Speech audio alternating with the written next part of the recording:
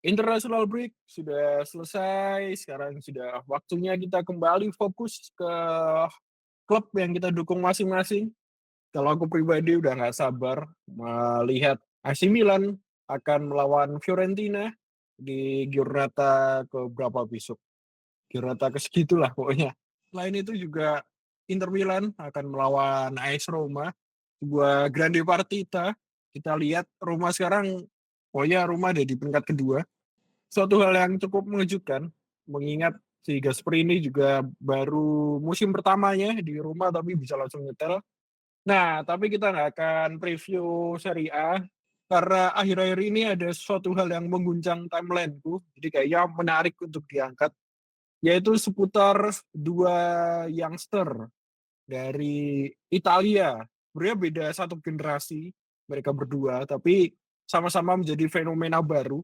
Dan di international break kemarin sama-sama menorehkan sesuatu yang positif gitu. Satunya di timnas senior, satunya di timnas berapa? U21 kalau nggak salah apa U23. Yaitu Pio Esposito dan Francesco Camarda. Ini cukup unik juga karena mewakili Esposito mewakili Inter Milan, Camarda mewakili AC Milan. Di sini juga sudah ada Panglima dan Masir yang sekali lagi mewakili Inter Milan dan saya yang sendirian mewakili AC Milan. Halo Panglima dan Mas Ir, apa kabar? Aduh, aduh, jangan framing gitu. Saya mewakili Serie A. Oh ya, Serie A secara umum ya. Oh, iya, Oke, oke, oke. Panglima nggak mewakili AS Roma nih, seperti info Serie A kan Roma banget itu. Ntar aja kalau ada momennya deh. Tunggu momen aja saya. Cuman di international break ini kan ya ada perbedaan suasana ya antara pendukung timnas Indonesia dan pendukung Italia, di mana ya Indonesia mimpi untuk lolos Piala Dunianya ini berakhir. Sementara Italia kemungkinan besar akan lolos playoff karena kalau lolos langsung sedikit sulit ya lawan Norwegia. Gimana nih menilai sedikit aja lah ya sebelum masuk ke topik bahasan. Nilai Italia di bawah Gattuso ini gimana nih? Karena selalu menang ya Italia di bawah Gattuso. iya udah ya. Pas kalah dari Norwegia siapa tuh pelatihnya? Masih Spalletti. Oh, soal Etios ya. Tapi ini agak ya nggak bisa jadi tolak ukur karena Gattuso lawannya Estonia sama Israel kan. Empat-empatnya kalau nggak salah ya. Estonia 2 kali, Israel 2 kali. Eh, Dan ada komentar yang menarik juga dari Ventura, mantan pelatih timnas oh, Italia. Iya, dia bilang, wah sekarang lolos playoff aja dirayain. Tapi zaman saya dulu lolos playoff jadi aib gitu lah. Intinya kayak gitu. Teman-teman Anda gimana? gagal, Anda gagal. Gini sih enggak. Tapi sama-sama playoff. Iya, tapi gagal karena itu Anda jadi makanya merasa terbebani dengan dosa itu Anda, makanya semuanya serba negatif pandangannya. Seandainya waktu itu Ventura lolos, berarti positif ya yang ditinggalkan Ya, kesannya. pandangannya nggak bakal negatif lah pasti dia. Ya, ya, ya. Berarti sama ya. Seandainya Kluivert bisa membawa Indonesia lolos, pasti pandangannya Aduh, nggak senegatif diarahin, sekarang. diarahin ke sana ya? Janganlah nanti Kalau diserang saya diserang. Ventura, Hah? Ventura kan modal bapak-bapak doang ya, nggak ada aura kebapakan, nggak ada aura pengalaman yang bisa dibagi ke pemain.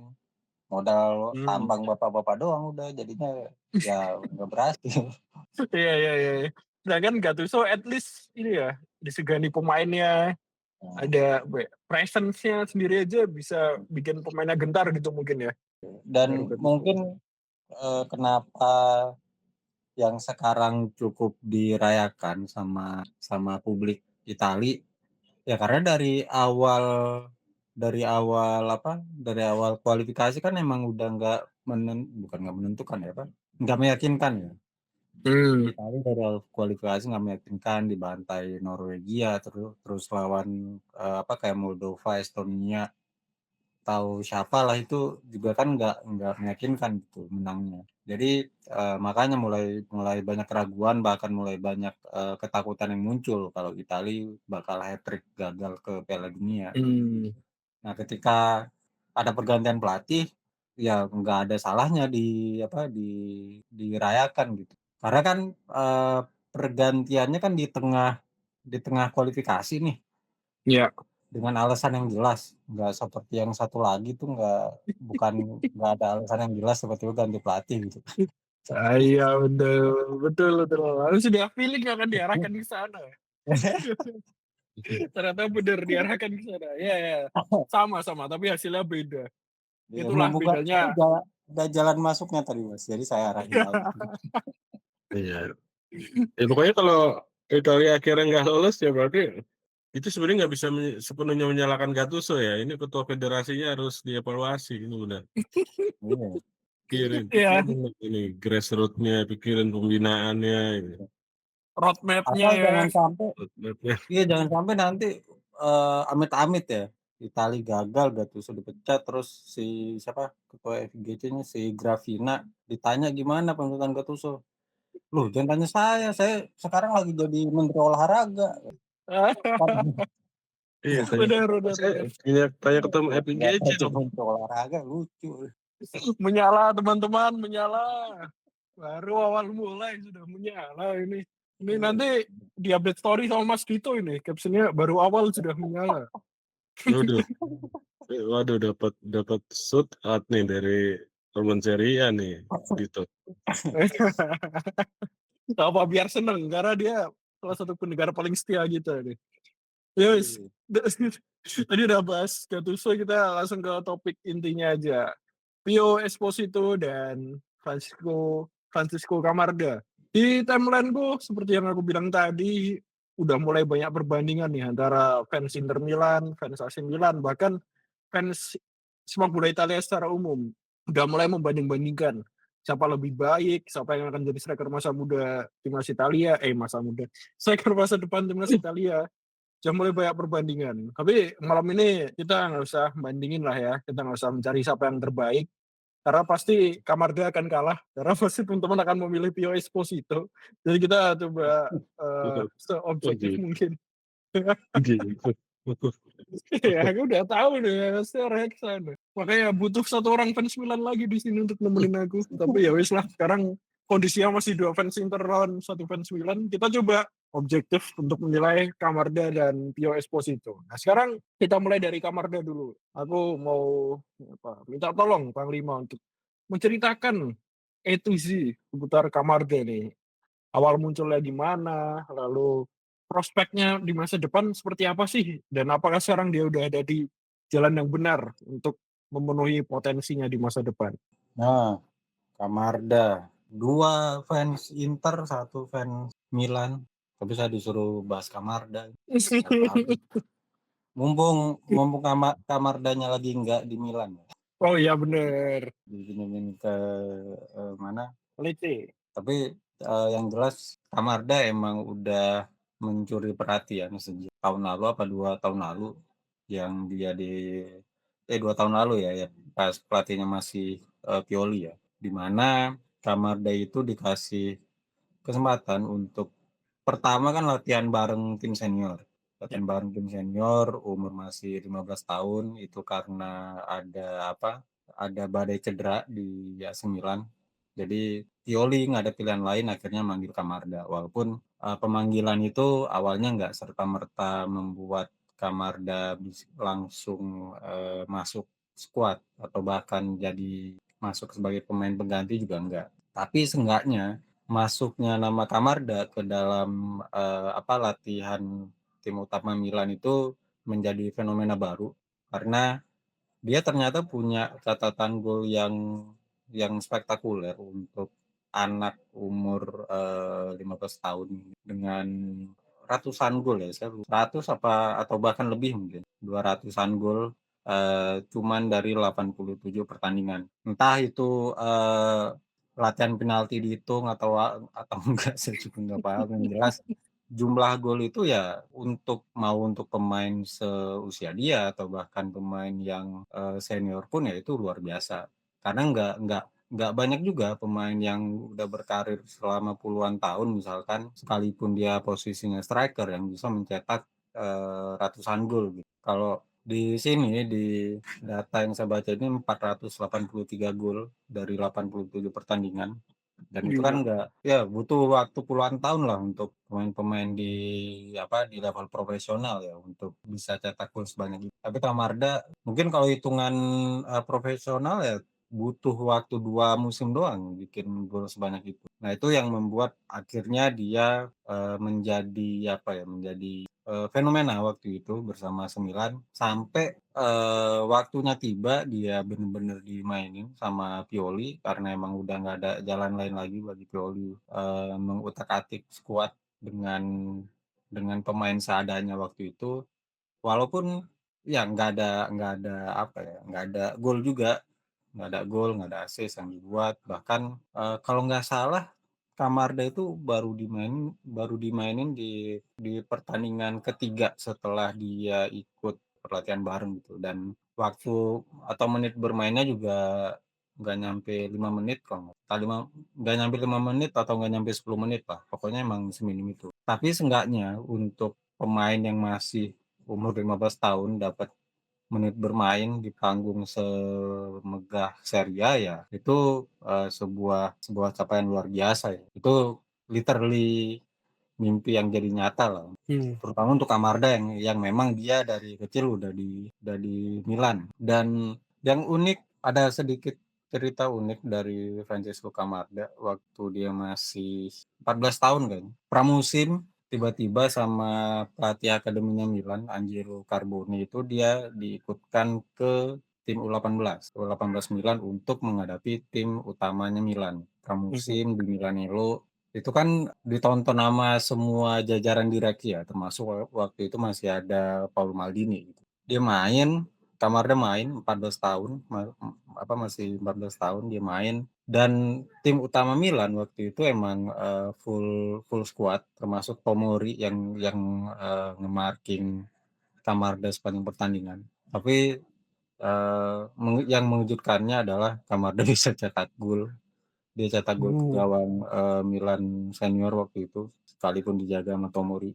Dan itu membuat, Paul Maldini bertanya-tanya gitu, "Ini anak siapa?" Terus yang jawab itu siapa ya, pelatih akademi atau, direktur akademinya gitu. Ini, Camarda, cuman dia belum tanda tangan kontrak nih sama kita. Entah entah tanda tangan kontrak profesional atau gimana ya, tapi emang kata, tim pelatih waktu itu ya dia belum tanda tangan kontrak sama klub. Nah di situ si siapa, Maldini minta kamera dimatiin. Ya kamera pertandingan lah, kamera buat ngerekam pertandingan gitu dimatiin. Bukan apa-apa, Maldini tuh takut kalau scouting lain nonton itu bakal diambil sama klub lain gitu. Karena kan ya Milan nggak ada kuasa apa-apa karena Kamardanya belum tekan kontrak waktu itu kan. Akhirnya, setelah berapa hari mungkin setelah pertandingan itu ya Kamardanya dapat kontrak dari Milan, dan itu, ya lucu aja ngelihat gimana ketakutan Paul Maldini ngelihat satu pertandingan dari anak baru umur 14 tahun, dia udah tahu ini bakal jadi sesuatu, bakal jadi, pemain masa depannya, Milan dan mungkin timnas Itali. Sampai akhirnya ya dia suruh matiin kamera kan, benar-benar ketakutan yang nyata gitu ya untuk seorang legenda yang waktu itu udah, jadi direktur teknik atau apalah. Sampai, si Camarda ini pada akhirnya dalam perjalanannya dia di Milan ya tertahan. Musim lalu nggak tahu ya, musim lalu entah dia pernah dimainin atau enggak, atau bahkan dipinjemin juga enggak kayaknya, saya lupa ingat lah. Tapi ya nggak ada masalah juga mengingat umurnya ya belum belum 17 tahun ya, tahun lalu. Bagus juga sebenarnya untuk perkembangan dia ketika awal pertama muncul udah bikin heboh, dalam perjalanannya agak sedikit, stagnan, tapi nggak hilang-hilang banget karena dia masih kepake, masih diandelin di Milan Milan Primavera itu apa ya, Futuro ya? Futuro tuh yang ke Serie C itu. Ah, iya itu. Dengan di Milan Futuro itu dia masih kepake di sana, masih dimainin terus. Nah, sekarang dengan pengalaman yang udah makin yang makin diasah dengan kemampuan teknis yang makin didapat sama dia setelah sebelumnya sempat belajar di tim utama, kemudian stabil di tim U18 atau berapa. Sekarang dia udah berani pergi ke tempat lain, lebih tepatnya ke Lecce, dan itu kan kepergiannya Camarda ke Lecce juga berdampak baik untuk dia, berdampak baik untuk timnas Italia. Timnas berapa kemarin ya? U21. U21 akhirnya 2 pertandingan dia bikin 3 gol termasuk brace ke gawang Armenia kalau nggak salah, dan untuk anak sekecil itu dia bikin penalti Panenka itu ya udah kelihatan lah mental ini pemain kayak gimana gitu. Dan itu membuat si Camarda ini jadi pencetak sejarah juga sebagai pemain termuda yang bikin gol di tim U21 17 tahun berapa bulan gitu, pokoknya di atas. Dia mengungguli Mario Balotelli, mengungguli Antonio Cassano. Yang mana 2 pemain ini pada akhirnya juga jadi salah satu andalan timnas Italia di tim senior selama beberapa tahun. Ya harusnya sih dengan catatan itu, dengan kesamaan torehan yang dibuat kayak Balotelli, kayak Cassano, ya harapannya ke depannya Camarda bisa jadi tumpuan utama timnas Italia senior ya. Sedangkan di Serie A menit bermain oke, walaupun nggak banyak-banyak banget karena dia dimainin terus. Di Lecce itu dimainin terus. Cuman emang nggak pernah 90 menit. Dia main bahkan starter itu cuma 2 kali. Di pertandingan pertama, pertandingan Giornata 1 musim ini, Giornata 1 itu 83 menit kalau nggak salah. Giornata 2 cuma 1 babak doang, babak kedua awal langsung diganti. Sisanya dia itu sebagai pengganti. Bermain sebagai pengganti, termasuk ketika mencetak gol perdananya di Serie A melawan Bologna lewat sundulan. Dan ya lagi-lagi itu nunjukin gimana si Camarda walaupun nggak banyak dapat bola gitu, tapi dia bisa memanfaatkan ruang, bisa berada di posisi yang tepat, di waktu yang tepat, dia ngambil bola itu ya ciri-ciri striker klasik ya.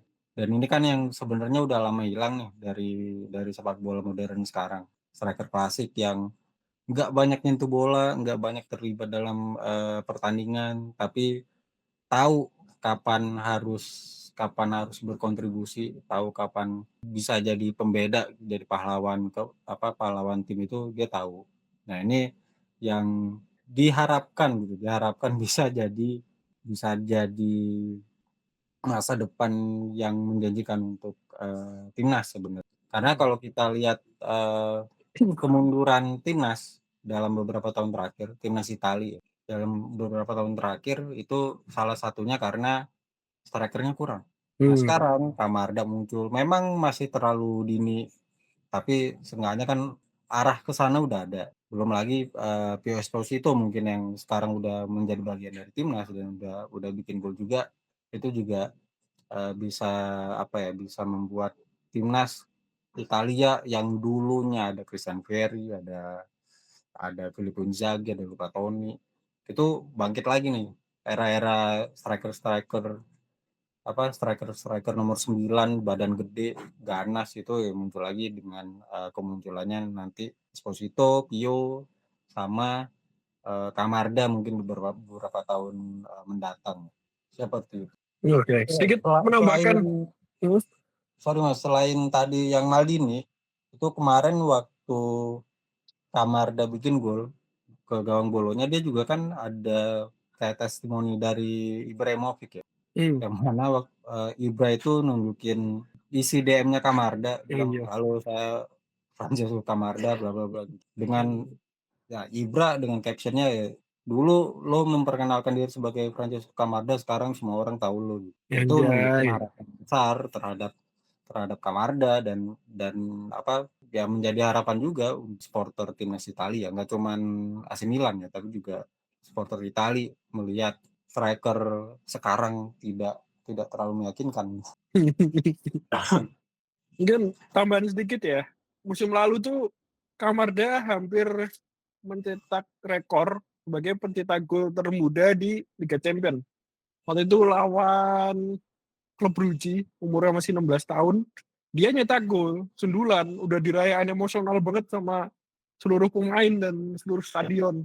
Sayangnya dianulir sama VAR karena offside. Jadi nggak jadi mencetak rekor dia. Padahal udah wah gila, suasananya waktu itu udah pecah banget waktu Camarda nyetak gol.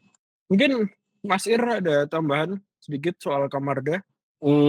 Camarda ini sensasinya kan mulai terasa itu pas tahun berapa ya, saya agak lupa. Cuman sering muncul di entah itu di feed Instagram, pokoknya di media sosial lah. Ketika waktu itu kalau nggak salah dia nyetak 480-an gol dari 89 pertandingan kan untuk akademinya Milan itu. Itu kan dianggap suatu hal yang luar biasa kan. Dengan rataan golnya berarti kan hampir 6 gol per pertandingan, dan ya semenjak saat itu kan udah digoreng tuh oleh media-media dari mana aja, termasuk di Indonesia, bahwa Milan punya striker masa depan yang secara kemampuan sangat wah gitu. Bayangin aja 400-an gol dari 89 pertandingan, itu kan suatu hal yang mind blowing ya. Walaupun ya tadi sempat disinggung, nggak tahu itu hitungan golnya gimana. Jangan-jangan sama kayak waktu siapa ya, Romario ngeklaim dia udah nyetak 1000 gol gitu. Itu hitungannya gimana kan? Apakah semua di level profesional atau semua di level atas atau apa gitu? Itu yang nggak tahu. Tapi ya dengan klaim itu ya paling nggak udah menunjukkan bahwa ya katakanlah nggak 480-an gol lah, katakanlah cuma 300-an gol, itu juga udah luar biasa lah. Atau 200-an gol aja udah luar biasa setengahnya. Itu sih yang awal-awal cukup ini ya, menyita perhatian, dan baru mengenal seorang Camarda waktu itu umurnya nggak tahu berapa, 15 atau mungkin 16, masih muda banget. Sekarang kan 17-an ya kalau nggak salah umurnya. Terus paling sempat baca itu waktu dia kan dari sebelumnya tuh dari SSB apa namanya tuh ya, Akurese apa Alcorese lah gitu, sebelum diambil Milan ya. Terus di awal-awal di Milan itu kalau nggak salah, entah itu di tim utamanya atau di tim mudanya, lupa gitu, kayaknya sih tim mudanya ya. Dia awal-awal latihan tuh sempat dipasang jadi back ya kalau nggak salah sama pelatihnya. Tapi emang dasar dablek kan, jadi back tetap dribbling, maju, giring sampai depan, berasa jadi Theo Hernandez gitu. Sampai akhirnya ya udah, pelatihnya mungkin ngeliat udahlah lu daripada di belakang maju-maju jadi striker aja. Karena dari sejak saat itulah dia mulai beralih posisi jadi striker. Ya paling itu ya, terus sama 3 sih yang diingat, terus sama ya itu ketika dia dikasih debut sama Pioli itu pas 2023 kemarin kalau nggak salah ya, entah lawan Fiorentina atau lawan siapa gitu yang dia masuk. Lawan Monza kalau nggak salah. Monza ya. Kalau nggak salah. Dikasih debut, umurnya masih 15-an ya, 15 tahun, menjadi pemain paling muda ya kalau nggak salah ya yang debut di Serie A. Dari situ udah mulai paham gitu tujuannya, arahnya, sama apa yang ada di kepalanya Pioli, bahwa dia ingin meninggalkan legacy gitu. Nah, Bukan cuma sebagai pelatih yang membawa Milan juara, tapi pelatih yang memberikan debut kepada seorang bocah berusia 15 tahun yang akhirnya menciptakan rekor gitu. nah itu yang nggak aku pikirin juga.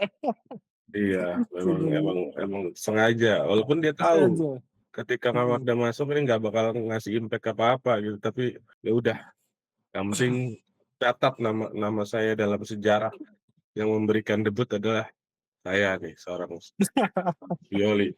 gitu. Iya benar. Itu yang Harapannya kayak dulu ini ya, Mihailovic ke Donnarumma ya. itu Walaupun dia. Donnarumma.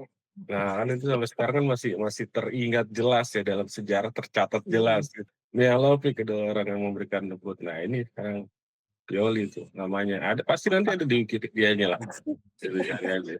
Kalau Kamardhan jadi bintang itu di Wikipedia nama Pioli ada tuh, Wikipedia Kamardhan pasti. Siapa yang ngedit itu?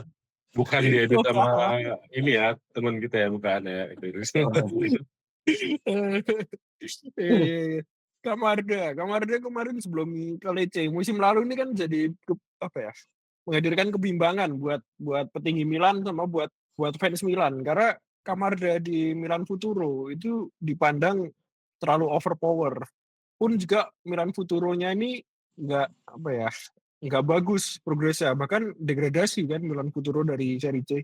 Tapi di tim utama pun juga masih belum kepake. Jadi ada kebingungan nih, sebenarnya Kamarda ini idealnya ditaruh di mana nih, Futuro apa ke Milan Senior. Tapi ya akhirnya musim ini dipinjamkan dan ya mungkin itu sebuah langkah yang bagus lah untuk karirnya Kamarda sendiri. Itu sih soal Kamarda. Kita mungkin geser sekarang ya ke Pio Esposito. Jujur aku pribadi baru tahu Pio Esposito itu waktu main Fantasy Club World Cup. Banyak yang menyarankan udah ambil Pio Esposito aja sebagai aset. Aku aku bingung, random banget kok tiba-tiba ada Pio Esposito dan tiba-tiba kok direkomendasikan sebagai aset. Setauku Esposito yang satunya tuh, bukan Pio Esposito kan. Tapi ternyata, Sebastiano Esposito. Ternyata ada loh ini, wonderkid Italia namanya Pio Esposito dan ternyata musim ini emang gacor gitu. Kemarin di timnas Italia senior juga nyetak gol ya kalau nggak salah ya kemarin di timnas Italia senior. Ya. Nah itu. Mungkin tadi udah ke Panglima, sekarang ke Mas Ir. Gimana nih Mas soal Pio Esposito dan bagaimana prospeknya di masa depan? Bagaimana awal karirnya, kemunculannya? Silahkan. Jujur ya, sebelum awal musim ini, pramusim kemarin, saya cukup skeptis dengan Pio Esposito. Belum pernah sama sekali tracking soal siapa dan gimana Pio. Sampai akhirnya pramusim itu jalan, Inter kan seperti biasa, kayak klub-klub kebanyakan ya, setiap jeda antar musim tuh selalu bawa balik pemain-pemain yang pinjaman dari klub lain ya, pemain-pemain muda khusus. Dan umumnya juga, kita nggak bisa berharap banyak biasanya kan. Ini juga paling nanti juga keluar lagi. Ya umumnya kebanyakan klub-klub Italia, mungkin juga dunia seperti itulah. Jadi ketika Pio muncul bareng kakaknya ya, si Sebastian ya, itu masih agak skeptis gitu. Karena saya kenalnya Sebastiano gitu. Dia kan duetnya Colombo ya musim lalu di mana? Di Genoa apa Cagliari ya, lupa gitu. Cukup oke juga, lumayan langganan starter juga. Sampai akhirnya dibawa balik tuh Sebastiano selama pramusim dan muncul juga Pio. Bahkan waktu itu masih cukup asing gitu ya, ketimbang Sebastiano gitu. Sampai akhirnya mereka berdua mulai unjuk gigi, dikasih kesempatan di Piala Dunia antar klub waktu itu. Masih belum terlalu impress dengan keduanya, walaupun mainnya cukup lumayan, oke. Tapi masih skeptisnya itu masih beranggapan bahwa ya pada akhirnya juga mereka dilepas-lepas juga, masa depannya nggak jelas juga gitu. Itu sampai akhirnya musim dimulai dan ternyata yang dipertahankan itu adalah Pio. Bastiano akhirnya dilepas lagi. Dari situ mulai mulai berpikir dan mulai mencari tahu, memang Pio ini kayak gimana sih, datang dari mana gitu. Karena kan saya nggak terlalu inilah ya, nggak tahu tracking gimana pemain-pemain muda Milan yang ya bersebaran di mana-mana, pemain muda Inter yang bersebaran di mana-mana gitu, nggak terlalu merhatiin atau cari tahu gitu. Sampai akhirnya setelah Pio bertahan, karena polanya kan biasanya jelas ya, Inter tuh selalu minimal ada 4 striker setiap musimnya gitu, karena mereka pasang 2 striker utama dan biasanya 2 sebagai pelapis, walaupun musim lalu ada 5 ya. Dan musim ini juga kita bayang-bayangnya tuh selain 2 utamanya Lautaro dan Thuram, ini 2 lainnya nih pasti antara entah itu pemain senior yang diambil gratis atau mungkin terselip pemain muda gitu, entah siapa, mungkin tadi bayangannya Sebastiano Esposito lah atau siapa gitu. Dan ternyata yang dijadikan backup-nya Lautaro dan Thuram ini awalnya adalah Pio gitu. Beberapa pemain kayak Mehdi Taremi, terus siapa lagi ya, lupa. Itu dilepas gitu kan semua. Dan sampai akhirnya datang juga si Angion Boni dari Parma yang mantan asuhannya Cipu gitu. Dan ternyata dua pemain muda yang dijadikan backup. Jadi polanya udah mulai berubah setelah musim lalu tuh. Backupnya itu pemain-pemain senior, Mehdi Taremi, Joaquin Korea, sama aduh satu lagi lupa siapa. Sampai akhirnya ternyata dua pemain muda ini dan akhirnya makin penasaran ya gimana Pio bisa dapat kepercayaan ini. Apakah memang faktor dia bagus, faktor dia punya bakat, punya talenta, punya potensi yang dianggap akan jadi sesuatu ke depannya, atau karena memang hanya dilandaskan seleranya Kipu aja yang emang suka dengan pemain-pemain muda. Karena kan background-nya Kipu juga kan sebelumnya di tim mudanya Inter ya, sebelum di Inter senior, sebelum di Parma kemarin. Sempat di U19, U21 gitu dan seterusnya sampai sempat juara Primavera juga kan bareng Inter, ngelatih Inter. Ininya Primaveranya dan ternyata memang ada kaitannya dengan Kipu. Kalau nggak salah Kipu ini pernah ngelatih Pio waktu di U19 atau U berapa ya gitu. Waktu itu Kipu masih melatih di U19 Inter dan Pio ini menjadi salah satu pemainnya di 2000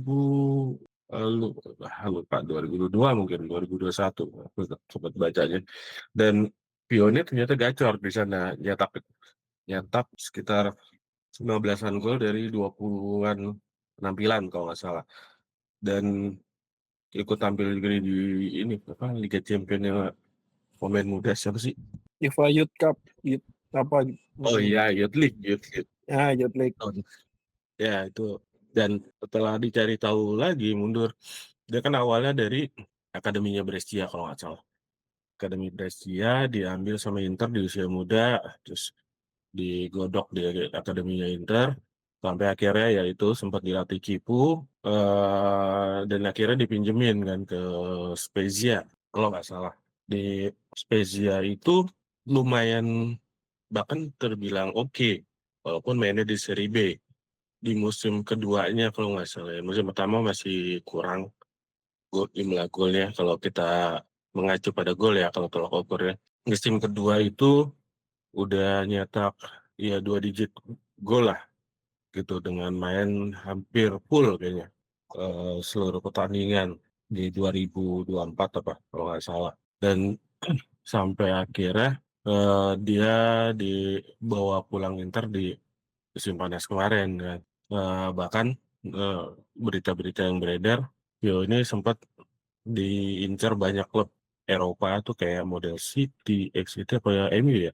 Itu pokoknya klub-klub Inggris ada beberapa yang mengincar dia dan akhirnya Inter gerak cepat dia nggak membentengi Pio, nggak ngelepas bahkan dengan opsi pinjaman, opsi pertukaran gitu segala macam nggak dilepas, dikasih kontrak sampai 2030 ya dengan otomatis gajinya juga naik gitu dan dari situ mulai ngasih trust lah, ngasih kepercayaan ke Pio bahwa ini pemain ini punya potensi nih.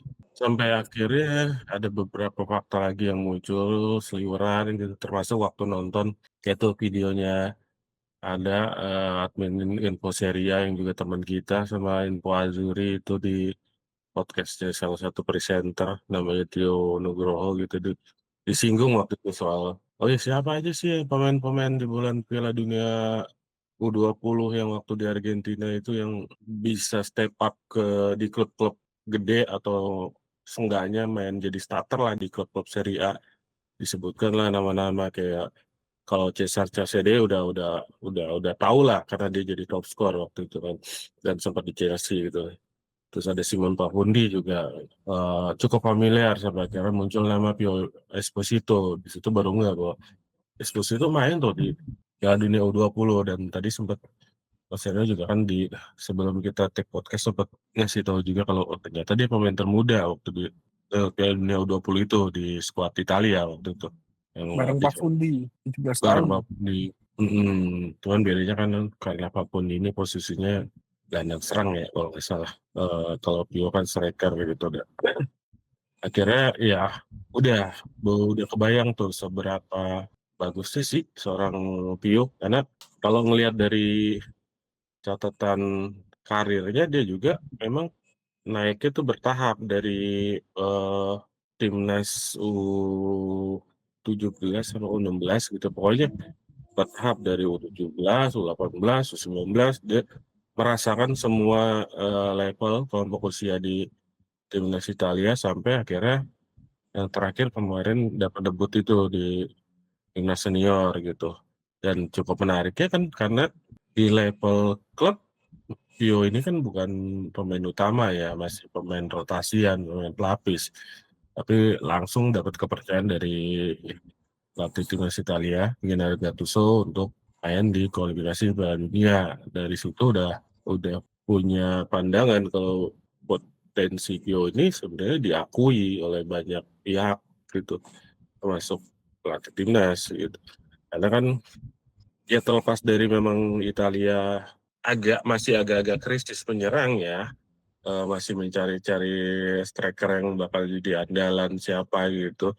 Tapi memanggil seorang Pio Esposito di umur yang masih 20-an tahun awal, dan baru masuk di Inter lagi di tim seniornya dengan status sebagai pemain backup, itu cukup menarik juga. Berarti level kepercayaan kepada Pio ini cukup tinggi lah gitu. Dari situ ngelihat, wah oke, Pio ini punya masa depan gitu. Dan sampai akhirnya coba cari tahu lah tentang Pio. Dan banyak, ya nggak terlalu banyak, tapi ada beberapa fakta-fakta yang cukup menarik ya. Kayak dia tuh bahkan diproyeksi bakal menjadi pengganti seorang Christian Vieri gitu. Walaupun secara postur beda ya, Vieri kan nggak tinggi-tinggi banget, Pio ini kan tergolong jangkung di atas 190-an gitu. Tapi dia lebih memilih kiblatnya ke Edin Dzeko karena dianggap lebih punya kemiripan gitu ketimbang dengan Vieri, dan kebetulan salah satu idolanya juga memang Edin Dzeko yang pernah juga di Inter. Mungkin ketika sebelum dia ke Spezia gitu dia melihat jangan Dzeko mainnya di Inter kayak gimana, dianggap mirip sampai akhirnya gaya permainannya lebih dimirip-miripin dengan Edin Dzeko gitu. Dan kalau ngelihat memang di beberapa performanya dia memang ya cukup mirip ya.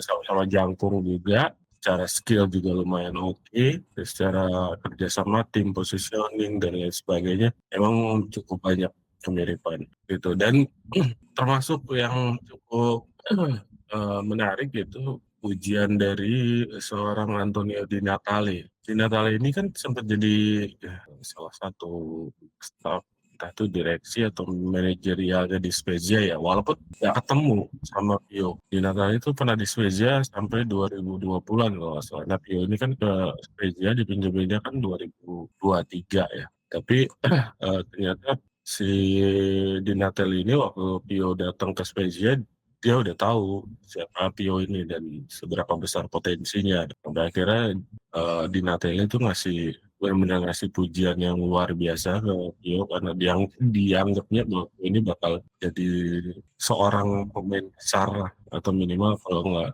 pemain ya seorang penyerang luar biasa yang bakal jadi tumpuan untuk tim nasional Italia pada masa depannya gitu. Dan ternyata Di Natale ini cukup mengenal karakter Pio itu seperti apa. Bahkan disebutnya Pio ini di usia sekarang punya kerendahan hati yang melebihi usianya sekarang gitu. Dan seorang yang punya keinginan yang besar banget untuk terus belajar gitu. Itu kata-katanya Di Natale lah, pujian-pujiannya.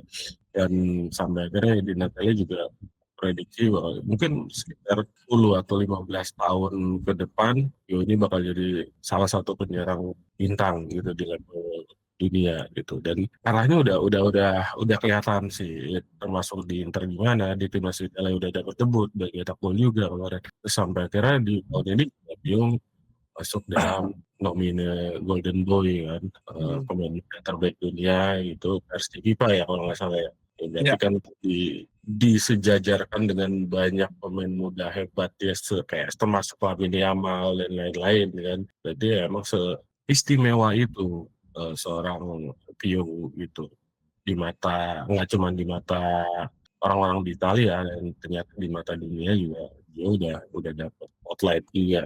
Itu sih seorang Pio dari saya yang saya tahu. Panglima mau menambahkan? Sempat kaget juga sama kayak Mas Ira, kenapa yang dipertahanin itu Pio. Soalnya kan sebenarnya banyak yang ngarep Sebastiano yang dipertahanin karena musim lalu dia mainnya bagus di Empoli kayaknya. Main bagus di Empoli, terutama di paruh pertama musim itu kan dia sering bikin gol ya. Bahkan jadi salah satu yang menjanjikan lah, yang apa namanya, diferensial kalau di fantasi itu salah satu diferensial Sebastiano di awal musim.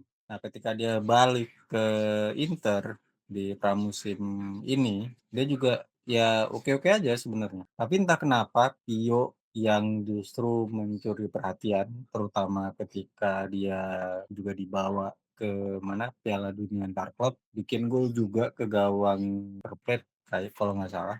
Itu ya dari situ pun saya juga nggak nyangka ya. Nggak nyangka kalau dia bakal dipertahankan. Kirain ya next bakal dipinjemin kemana lagi atau bahkan dibalikin ke Spezia gitu. Dan cuman kalau dilihat dari catatan Pio musim lalu sama Spezia ya akhirnya kita paham, kita maklum dengan keputusan Cifu kenapa akhirnya mempertahankan Pio. Karena dia musim lalu tuh bikin 17 gol kalau nggak salah dan mungkin jadi 5 atau peringkat atau 3 besar Capocannoniere-nya Serie B musim lalu. Dan dia juga nyaris bawa Spezia promosi ke Serie A sebelum akhirnya kalah dari Cremonese di final playoff yang mana di final playoff 2 leg Pio juga bikin gol di leg kedua, cuman ya sayangnya gol itu gagal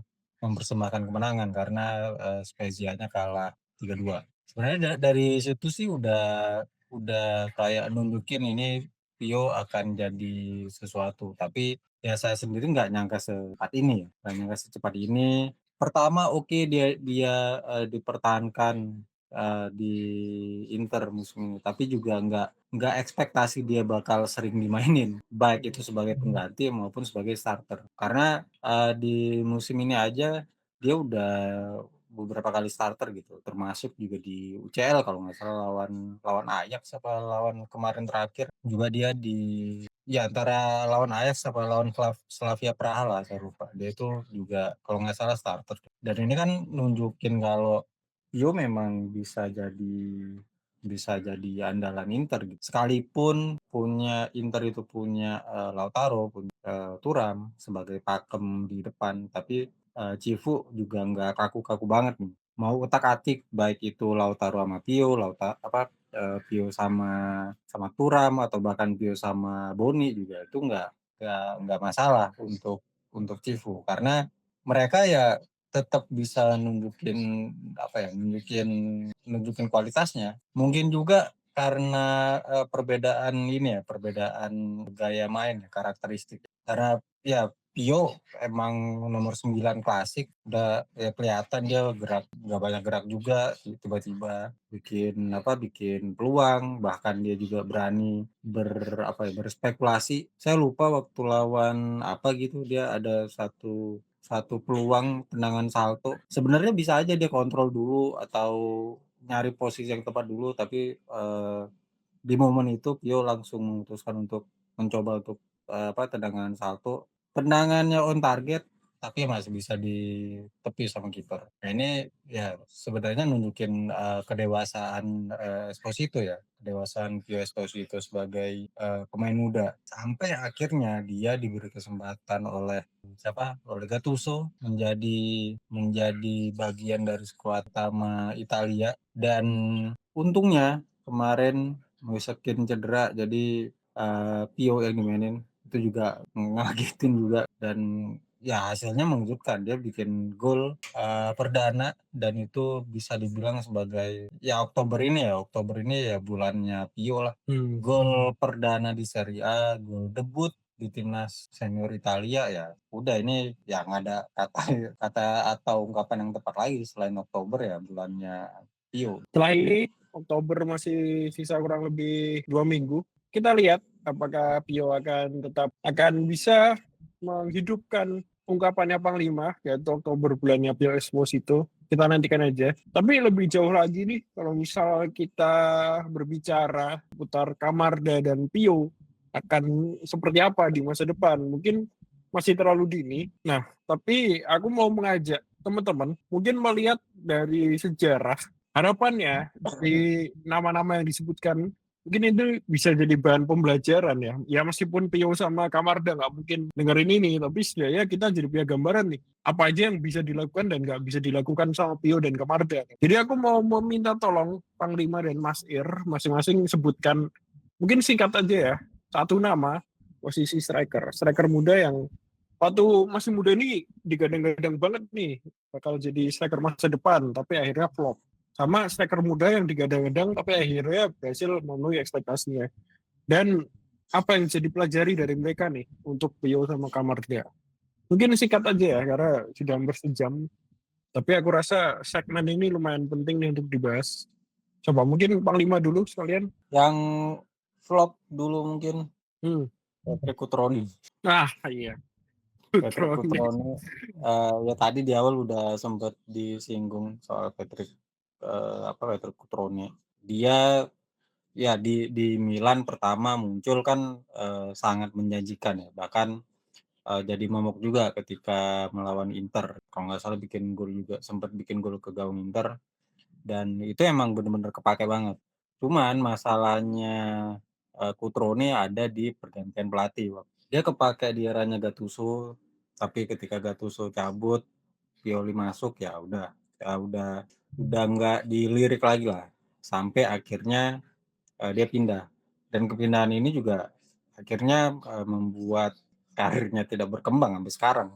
Karena dia memutuskan pindah ke Inggris, ke Wolverhampton pula, dan ya sejak dia pindah ke Inggris, Cutrone nggak pernah kelihatan lagi ke permukaan gitu. Padahal dulu waktu awal dia muncul di Milan, dia itu kan barengan sama Moiskin ya, temen deket lah, kan di timnas, baik itu di timnas kelompok umur sampai mereka bareng ke timnas senior itu selalu bersama, apa istilahnya ya, jadi roommate. Karena memang banyak yang percaya dua pemain ini akan bahu membahu bersama Milan nama Itali dalam jangka waktu yang cukup panjang. Dalam perjalanannya memang sama, Cutrone kesulitan, Moiskin juga kesulitan, tapi akhirnya Moiskin sekarang udah bisa bangkit. Dia nemu tempat yang nyaman lah di Fiorentina. Sedangkan Cutrone ya udah selesai gitu aja. Ke Fiorentina gagal, pulang ke Como, klub kota kelahirannya. Musim lalu kan musim lalu dia sempat jabat sebagai kapten, atau pas masih di Serie B gitu dia jadi kaptennya Como. Karena emang akamsi kan. Betul. Tapi ya kenyataannya musim ini juga Cutrone ketendang juga. Lupa saya dia entah di Cagliari apa di mana gitu. Di Parma dia. Di Parma. Nah, di Parma lagi. Jadi ya udah nggak kelihatan sama sekali si Cutrone, dan itu kan cukup disayangkan. Karena saya sendiri sebagai fans Inter ngelihat Cutrone waktu masih di Milan itu benar-benar nakutin ini pemain gitu. Karena beneran serem waktu itu nonton Milan Inter. Ya mungkin pelajaran dari Cutrone bisa diambil ya, kalau mau masih dalam masa pertumbuhan ya, belum jadi apa-apa gitu. Belum jadi apa-apa dengan ekspektasi yang tinggi, ya jangan ke Inggris lah, pindah ke klub lain. Karena ya bukan Cutrone doang, si Atalanta siapa sih, lupa saya. Scamacca juga kan sama kasusnya. Top banget di Sassuolo, pindah ke Inggris ke West Ham, hancur. Akhirnya sekarang coba bangkit di Atalanta ya, sayangnya sempet hamstring apa ACL ya musim lalu. Jadi dia kehambat karirnya. Nah itu ya mudah-mudahan sih pemain-pemain lain yang terutama yang Itali ya dipertimbangkan lagi kalau kalau memutuskan ke Inggris. Karena emang udah beda banget nih untuk striker Itali pindah ke Inggris ya beda banget. Mungkin kalau posisi lain oke lah pindah ke Inggris, tapi kalau striker pikir lagi aja deh. Sedangkan untuk yang sukses Cassano mungkin ya. Antonio Cassano juga kan dia awal meledak itu dia di Bari waktu itu. Itu fenomena besar banget di Serie A di zaman dulu 2000-an awal itu fenomena gede banget di Serie A Antonio Cassano karena dia benar-benar ngegendong Bari segitunya sampai akhirnya direkrut ke AS Roma dan jadi pemain untuk umur dia waktu itu yang berapa ya 20 atau 19 tahun itu jadi pemain termahal dunia bukan Italia doang untuk umur segitu waktu itu AS Roma mecahin rekor transfer ya walaupun karirnya nggak selalu stabil ya karena emang ini orang selengean aja emang bandel aja tapi dia karirnya masih panjang di Roma dia oke banget di Roma bagus banget beberapa musim walaupun ya nggak tahu ya kalau soal trofi di Roma nggak tahu ya sampai akhirnya dia pindah ke Madrid di Madrid nggak jelek-jelek banget tapi ya begitulah star syndrome mungkin dia di Madrid kemudian balik ke Itali ya lama di Sampdoria terus di Milan di Inter dan ya akhirnya dia cukup lama juga dia berseragam timnas Italia kan di 2012 Euro Piala Dunia bahkan kalau nggak salah Euro 2016 juga dia masih masuk skuad Italia kalau nggak salah ya itu jadi nggak lempeng memang Cassano maksudnya secara karir ya tapi at least dia bisa membuktikan bahwa apa yang udah salah di karirnya dia ketika usia muda dengan spotlight yang sebegitu besarnya dia bisa di umur yang udah mulai matang dia bisa mengatur itulah bisa menghandle itu sampai akhirnya karirnya bisa panjang termasuk juga karir dia di timnas. Sampai sekarang Cassano tuh masih ada di masih ada di skena sepak bola Italia, apalagi di AC Milan. Karena dia tuh sering perang dalam tanda kutip sama Rafael Leao. Dia kan ini kritis banget ke Leao, sumpah. Jelek-jelekin Leao terus dan berapa kali si Leao menanggapi gitu. Jadi sampai sekarang namanya Cassano masih hidup nih di telinga fans AC Milan nih. Ya emang kontroversial aja sih komentar-komentarnya di Cassano. Satu yang lucu dari Cassano yang saya ingat itu dia kan lama di Sampdoria ya bahkan sampai jadi kapten di Sampdoria ada yang nanya lu kenapa betah banget di Sampdoria padahal prestasi klub juga nggak bagus-bagus banget ya nggak apa-apa soalnya di sini ceweknya cakep-cakep iya katanya di Itali cewek-cewek cakep itu ya di Genoa di Sampdoria daerah Genoa ya itu lu nyari cewek cakep ya lu ke Genoa lah udah betah pas istilahnya gitulah Cassano bilang. Oke lah, berarti Genoa salah satu wishlistku untuk aku datangi. Mumpung masih jomblo, bisa kapan-kapan. Marah sih. Oke. Oke, itu tadi dari Panglima. Kalau dari Mas Ir, siapa nih 2 nama yang flop dan yang berhasil striker ya? Kalau yang flop, sebenarnya kalau dari mengacu ke Panglima nyebut nama Cotrone, kepikiran 2 nama juga striker itu ada Alberto Palosci sama Federico Maceda ya. Wah, gila. Iya.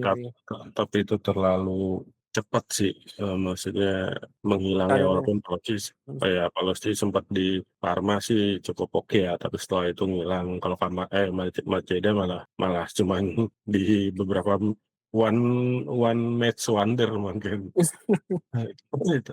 Tapi yang lebih dapat sorotan lebih itu sebenarnya Balotelli. Karena Balotelli ini kan wonderkid banget ya, bahkan striker terbaik Italia dan mungkin Eropa potensinya ke arah sana gitu bahkan dunia ya masanya debut di usia 17-an tahun lah kalau nggak salah di Inter waktu itu di eranya siapa yang Mancini kalau nggak salah ya udah sampai kayak luar biasa di situ tapi ya akhirnya justru mulai flopnya sebenarnya karirnya sempat lancar-lancar aja di Inter City Milan masih relatif oke ya di Milan sih bagus tapi setelah di Milan itu kan umurnya masih 24-an tahun tuh udah mulai ngilang tuh dari situ dan untuk ukuran potensi sebesar Balotelli di umur 24, 25 udah ngilang itu kan ya sangat jauh dari ekspektasi ya. Berarti benar menunjukkan kalau ya ada masalah nih, entah itu di dia atau di eksternalnya gitu. Ya ternyata ya masalahnya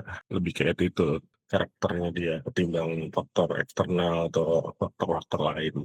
Itu sih singkat aja kalau yang flop dengerin nggak panjang lebar. Terus kalau yang memenuhi ekspektasi agak sebenarnya banyak ya, cuman yang paling menarik perhatian dan paling teringat itu ya sebenarnya 2 nama sih, Del Piero sama Francesco Totti.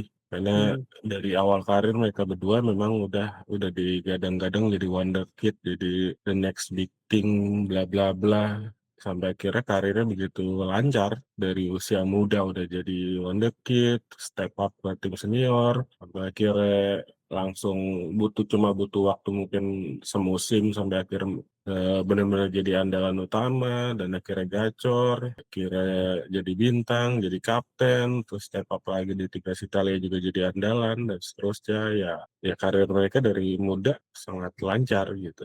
Dan ternyata kalau pelajaran yang bisa dipetik, salah satu yang menonjol dari mereka berdua adalah faktor kedisiplinan yang memang patut ditiru lah. Disiplinan dalam latihan, pola hidup, dan lain sebagainya lah. Banyak hal dari internal maupun eksternal, teknis maupun non teknis gitu. Karena kalau kita baca cerita keduanya gitu, hampir nggak pernah ada hal-hal miring. Katakanlah misalnya main cewek gitu, gonta-ganti pacar, atau kehidupan malam, atau alkohol, atau bla bla bla, hampir nggak pernah. Ya hal itu ternyata yang salah satu yang bisa membuat pemain bisa mengoptimalkan potensi mereka sampai akhirnya ke level yang lebih tinggi. Itu sih. Ya, Del Piero sama Totti ini kayaknya menarik ya. Ya meskipun Del Piero sama Totti kan umurnya kalau nggak salah sebaya ya mereka ini. Umurnya sebaya. Sedangkan si Pio sama Camarda ini beda 2-3 tahun lah. Tapi ya semoga Pio sama Camarda ini bisa bisa berjalan beriringannya kayak Del Piero sama Totti gitu. Saling sukses di klub masing-masing. Akhirnya bawa prestasi untuk timnas Italia dan puncaknya kan persembahan terakhirnya Del Piero sama Totti kan Piala Dunia buat timnas Italia. Ya mungkin next di eranya Pio sama Camarda bisa bawa pulang Piala Dunia juga untuk timnas Italia. Amin, Oke amin. lah, amin. Oke, mungkin para pendengar yang punya nama lain, Amin. mungkin pemain muda yang flop, striker muda sensasional yang flop, atau striker muda yang akhirnya bisa memenuhi potensinya, mungkin bisa komen juga. Terus bisa komen juga nih seputar Camarda dan Pio Esposito, menurut pandangan kalian gimana? Oke, mungkin gitu dulu ya episode kali ini. Terima kasih Panglima dan Mas Ir yang sudah menyapa para tifos ini di episode sekarang, dan terima kasih juga para pendengar yang udah setia mendengarkan Romance Ceria sampai episode 84. Kita ketemu lagi minggu depan di episode 85. Ciao. Ciao, ciao, ciao, ciao, ciao, Bella, ciao, Bella.